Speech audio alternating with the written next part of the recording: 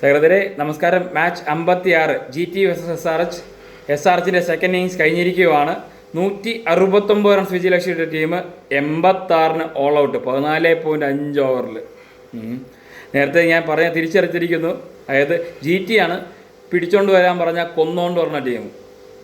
169 runs എന്ന് പറഞ്ഞൊരു പാർ score അല്ല ഈ ഗ്രൗണ്ടിൽ. 173 ആയിരുന്നു ഫസ്റ്റ് ഇന്നിങ്സ് ആവറേജ് സ്കോർ. അതിന് താഴെ എടുത്ത സ്കോറിനെ തിരിച്ച് അവർ 82 റൺസിന് 31 ബാക്കിയൊക്കെ ജയിച്ചിരിക്കുകയാണ്. അതിൽ ബട്ട്ലറിന്ന് 4 ക്യാച്ച് ഒരു സ്റ്റമ്പിങ്ങും 5 വിക്കറ്റിൽ ബട്ട്ലറിൻ്റെ പാർട്ണർഷിപ്പ് കൂടെ ഉണ്ട്.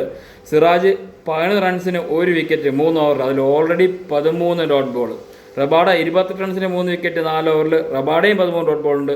ഹോൾഡർ 4 ഓവർ 20 റൺസിന് 3 വിക്കറ്റ്, നമ്മുടെ ഹോൾഡറിന് 15 ഓവറും ഡോട്ട് ബോൾ ഉണ്ട്.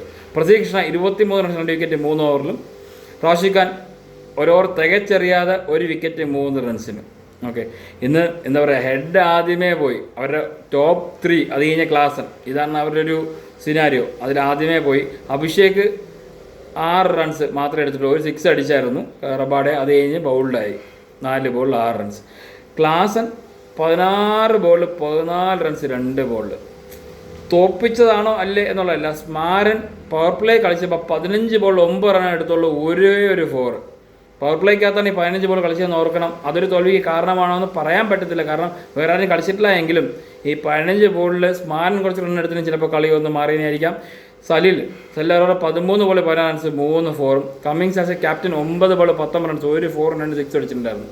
എന്തൊക്കെ പറഞ്ഞാലും ഇതൊരു അസാധ്യ തോൽവിയായിപ്പോയി SRH സംബന്ധിച്ചോളം. കാരണം നല്ലൊരു പൊസിഷനിൽ നിൽക്കുന്ന സമയത്ത് GT 1ാം സ്ഥാനത്തേക്ക് പോവുകയും RCB 2ഉം ഇപ്പം നിലവിൽ SRH 3ഉം പഞ്ചാബ് 4 5 CSK ഉണ്ട്. ഓക്കെ, ഇതിലിപ്പോൾ എന്ത് വേണോ സംഭവിക്കാം. എങ്ങനെ കയറിപ്പോയി ടേബിൾ എങ്ങനെ മറിയും എന്താകുമെന്ന് യാതൊരു ഐഡിയ ഇല്ല. അപ്പോഴത്തെ നാളത്തേക്ക് കാണാം. ബൈ.